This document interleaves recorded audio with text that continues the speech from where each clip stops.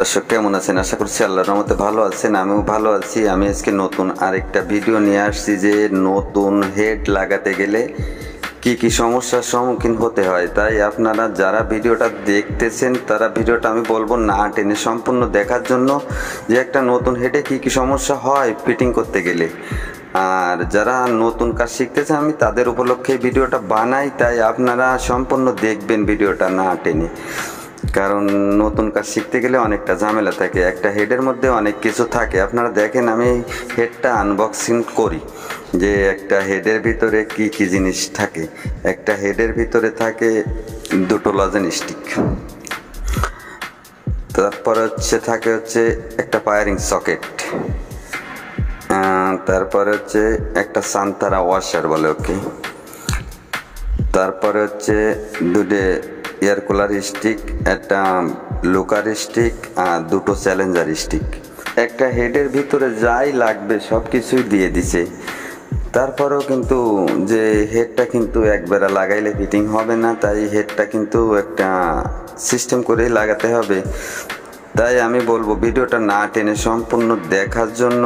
আর ভিডিওটা দেখলে হবে কি যে অনেকটা কাজের হতে পারে। তাই যারাই আমার ভিডিওটা দেখছেন, যদি চ্যানেল নতুন হয় আমার চ্যানেলটি সাবস্ক্রাইব করে রাখবেন আর লাইক কমেন্ট করে যাবেন। কারণ ভিডিও ভালো হোক মন্দ হোক লাইক কমেন্ট করতে ভুলবেন না। কারণ লাইক কমেন্ট না করলে ভিডিও করার আকর্ষণ থাকে না, কিংবা একটা ভিডিও ছাড়ার আকর্ষণ থাকে না। তাই আপনাদের কাছে আমার অনুরোধ থাকবে যে আপনারা লাইক কমেন্ট করে যাবেন। আর লাইক কমেন্ট করতে কিন্তু টাকা পয়সা খরচ হয় না। আপনারা যখন দেখতেছেন হয়তো দুটো চাপ দিয়েই যাবেন, এই ছাড়া আর কিছু না।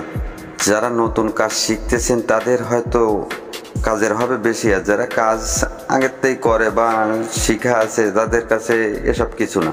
তারপরেও আমি বলবো যারা নতুন কাজ শিখতেছেন তারা ভিডিওটা না টেনে সম্পূর্ণ দেখবেন। কারণ হেড কিন্তু আমি কিন্তু একটা হেড কিনায় আনাইছি, যে হেডটা কিন্তু আমি রয়্যাল গোল্ডেরই আনাইছি। কারণ এই যে ইঞ্জিল, এটা একটা সিডি ইঞ্জিল 175 সিডি। এই ইঞ্জিলটা আসলে এই চায়না ইঞ্জিলের জন্যই, এটার আবার 4 গোড়া ইঞ্জিলও বলে। এই ইঞ্জিলের জন্যই সবসময় রয়্যাল গোল্ডের মালই ভালো, আর রয়্যাল গোল্ডের মালই আমি ব্যবহার করি বেশি।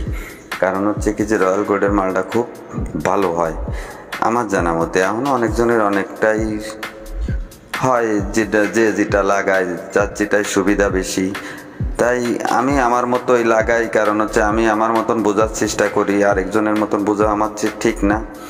আপনারা যার যেটা মনে চাবে সেটা দিয়ে কাজ করবেন। আর আমার মতে যদি কেউ কাজ করেন ফিরাই রয়্যাল গোল্ডের মাল দিয়ে কাজ করবেন, তাহলে সবসময় আপনার ভালোর দিক হয়তো আশা করা যাবে। কিংবা একটা পাস আপনি লাগাই দিলেন, সে পাসটা অন্তত ভালো সার্ভিস দেবে, এটাই আশা করা যায়।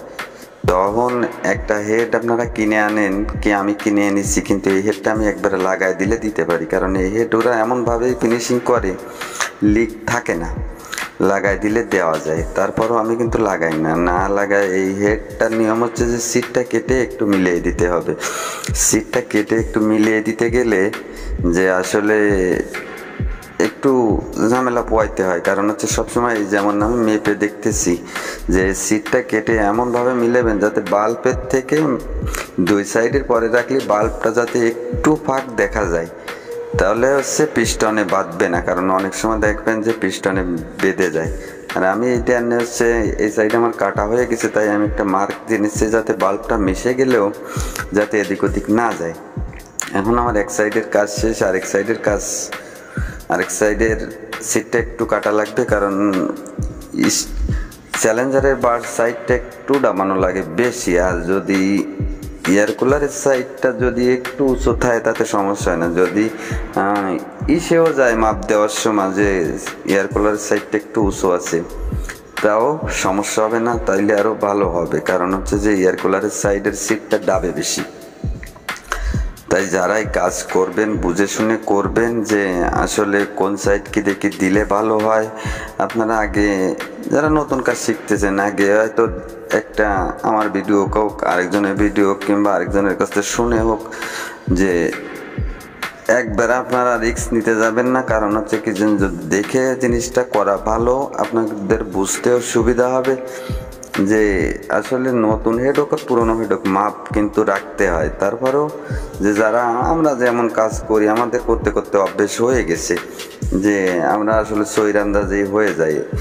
তারপরেও আপনাদের দেখানোর ক্ষেত্রে কিন্তু আমি মেপে করার চেষ্টা করি। এ দেখেন 2টা বাল্বে একটু ফাঁক আছে, 100 পরিমাণ ফাঁক আছে। যে 100 পরিমাণ ফাঁক রাখলে হবে কি যে পিস্টনের মাথায় আঘাত নাগার কোনো ঝামেলা হবে না।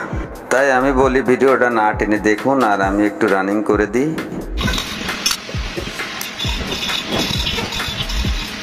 আমার কিন্তু দেখতে দেখতে পালিশ করা হয়ে গেছে বাল্ব। এখন এগিয়ে একটা বাল্বই চেক করতে বাকি আছে। দেখেন চেক করা লাগে না, তারপরেও আপনাদের দেখানোর ক্ষেত্রে আমি চেকটা করে দিই। কারণ হচ্ছে কি যে আপনারা এভাবে চেক করবেন, আন্দাজে লাগাবেন না। কারণ একটা হেড লাগানোর পরে আবার খুলে যদি লিক টিক করে বসে তাহলে হচ্ছে আবার খুলতে গেলে কষ্ট হয়, ডবল কষ্ট করতে চারে না। তাই আপনারা চেক করে দেবেন।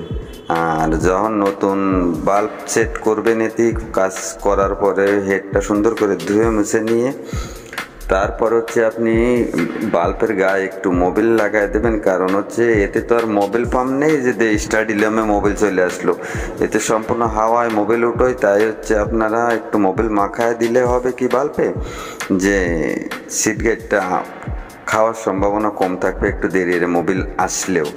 কারণ যদি মোবিল পাম্প থাকতো তাহলে আর এই ঝামেলাটা থাকতো না। তাই আমি বলবো যে আপনারা সবসময় বাল্বের গায়ে একটু মোবিল মাখায় দেবেন, আর ফিটিং করার পরে স্প্রিংয়ের পরে একটু মোবিল দিয়ে দেবেন।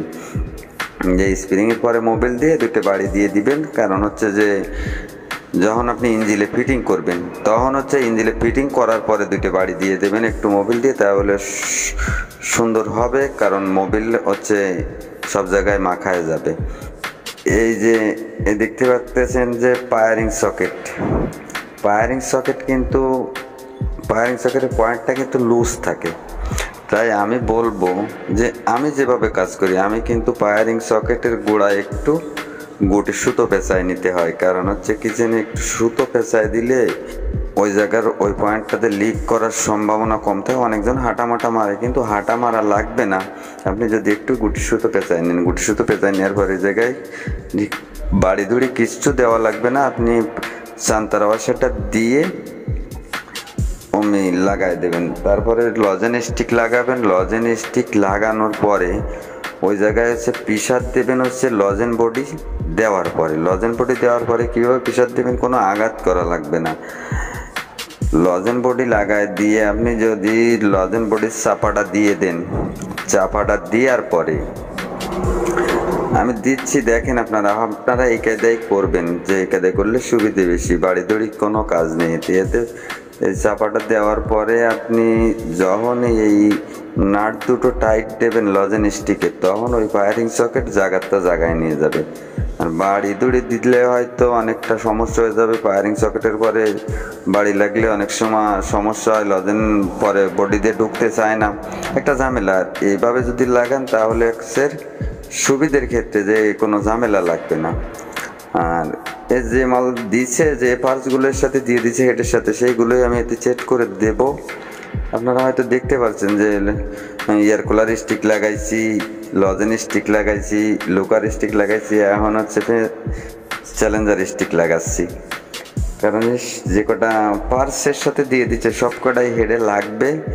আর পুরনো রাখতেছি এতে হেডের